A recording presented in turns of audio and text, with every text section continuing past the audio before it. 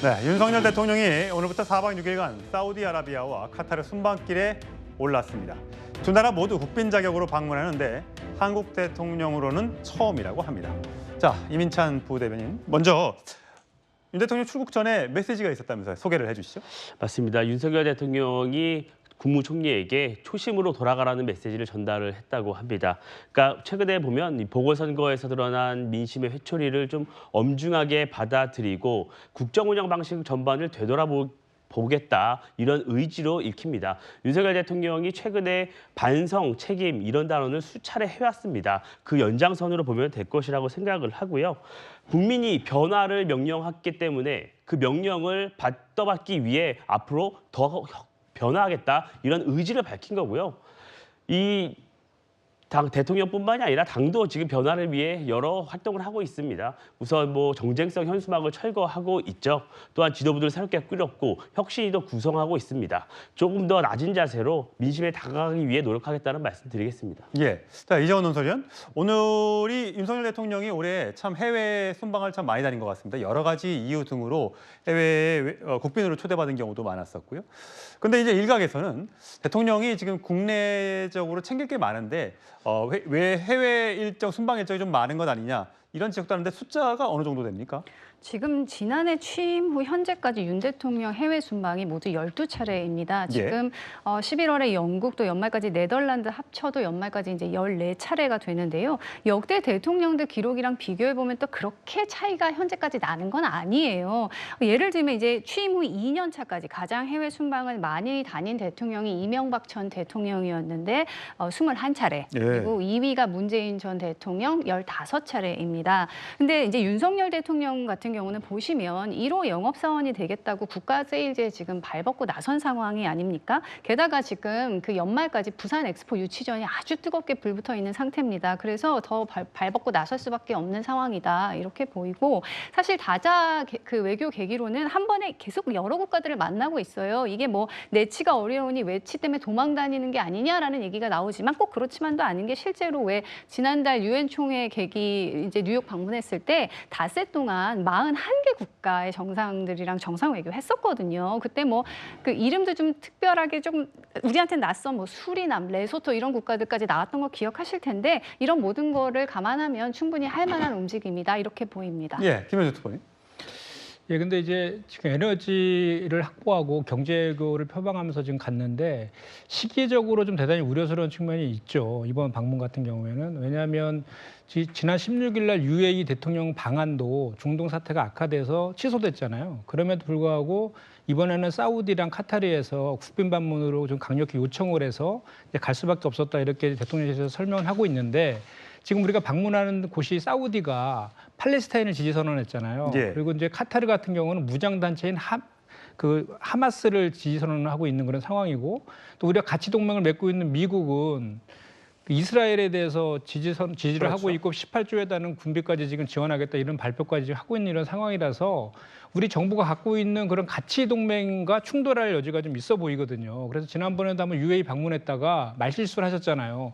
UAE의 적은 이란이라고. 그래서 주적 논란 때문에 이란과의 외교 문제들이 비화되고 있었는데, 이번 순방은 어쨌든 그쪽에 요청해서 갔고 또 국빈의 요청이기 때문에 사우디와 카타르의 의도가 분명히 있을 겁니다. 그래서 가서 이번에는 정말 그전처럼 말실수 하지 말고 신중하게 정말 우리 국익에 도움되는 그런 성과들을 내기를 좀 바라고요. 그리고 이제 또 하나는 지금 이제 김건희 여사랑 같이 이제 동행해서 이제 방문길에 다시 올랐는데, 사실 지난주에 이 방송에서 우리가 이제 다뤘던 주제 중에 하나가 7월 한 달 중에 휴일을 빼고는 거의 매일을 김건희 여사가 민생 행보를 했다. 예, 단독 일정을 소화했다. 예, 그러면서 그 이후로 윤석열 대통령이 외교 순방으로 민생을 챙길 시간이 없기 때문에 그걸 보완하기 위해서 이렇게 했다라고 했는데, 그런 논리라면 지금 특히나 좀 전에 말했던 거 시기적으로도 그런 좀 우려 지점이 있을 때 좀 같이 가는 것들은 어떻게 좀 해석해야 될지 그 지점은 좀 한번 비판의 점이 있는 것 같습니다. 예, 김건희 여사는 좀 남아서 민생을 챙겼으면 더 좋지 않았겠느냐, 이런 의견이셨네요. 제가 보기에 대통령은요, 국가의 제1호 영업사원입니다. 우리나라처럼 이게 소규모 개방 경제에서는 해외로 수출이나 이게 제일 중요한 거예요. 예. 지금 이게 제2의 중동붐이 일어나고 있습니다. 우리 사우디 네옴시티라든지 엄청난 사업이 이루어지고 있는 거예요. 그래서 이제 경제사들이 거의 뭐 사우디 130명, 카타르에 59명 동행하고 있잖아요.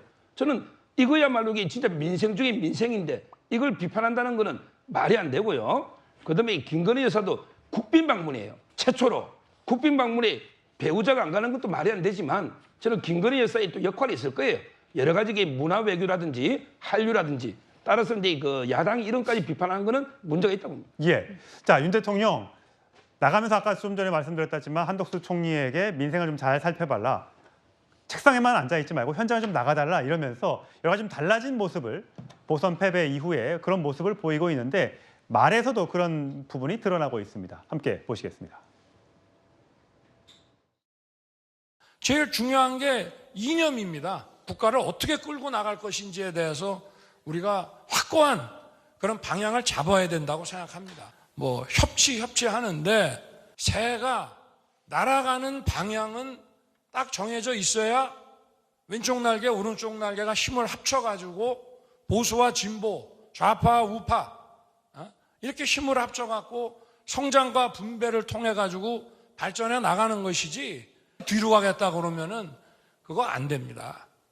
우리 국민통합위원회의 이 활동과 정책 제언들은 저한테도 많은 어떤 통찰을 줬다고 저는 확신합니다.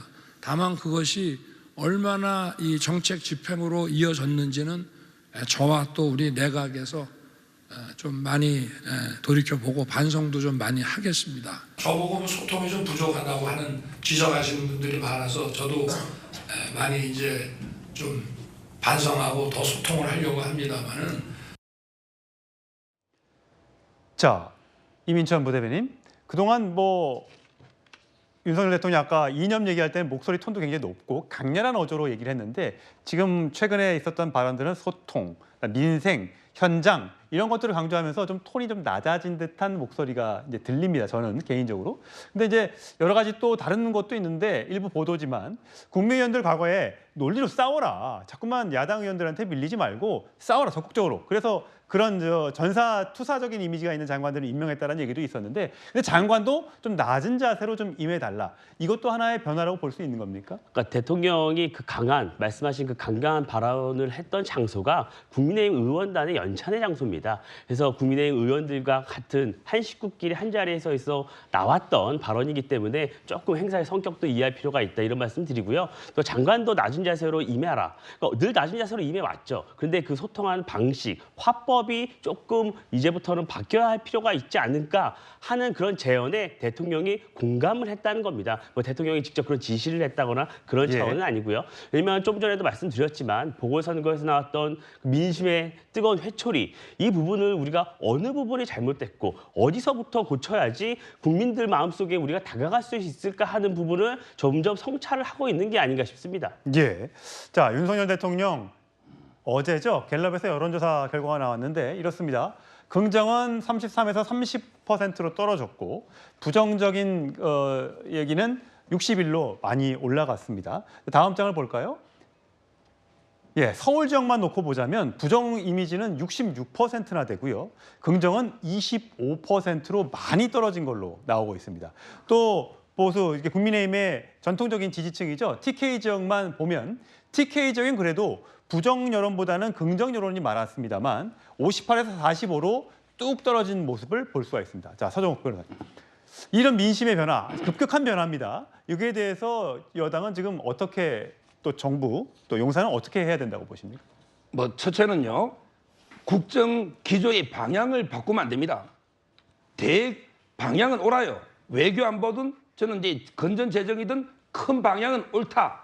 이것까지 바꿔버리면요. 우왕좌왕해서 죽도 밥도 안 되는 거예요. 예. 오히려 이제 저는 디테일, 큰 방향이 옳더라도 이걸 이렇게 집행하는 과정에 얼마나 국민하고 소통하고 또 이게 그 의견을 수렴하는 예를 들어 의대 정원도 봐요.